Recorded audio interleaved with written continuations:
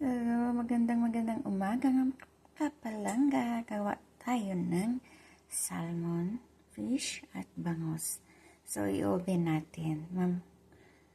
So, ang gawin natin is imamarinate natin.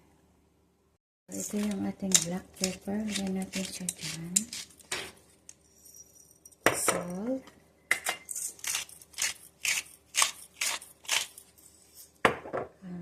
Paprika. Konting paprika.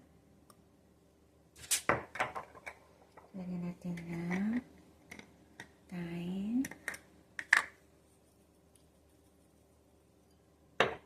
Onion. Garlic powder. So, ito na yung ating mga ingredients. Massage natin dyan. Ganyan.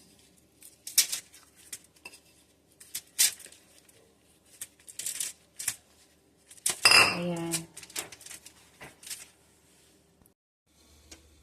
Ayan na, malapit na siya maluto. Ipa-brown muna natin ng kaunti, tapos i-add natin yung ating cheese na ginawa.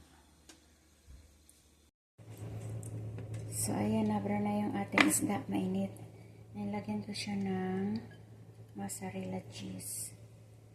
Nakita ko lang to guys sa video, so try lang natin kung anong lasa.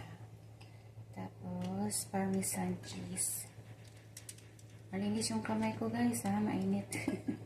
So ayan lang kung anong lasa sa ating isda na walang mantika, cheese and parmesan.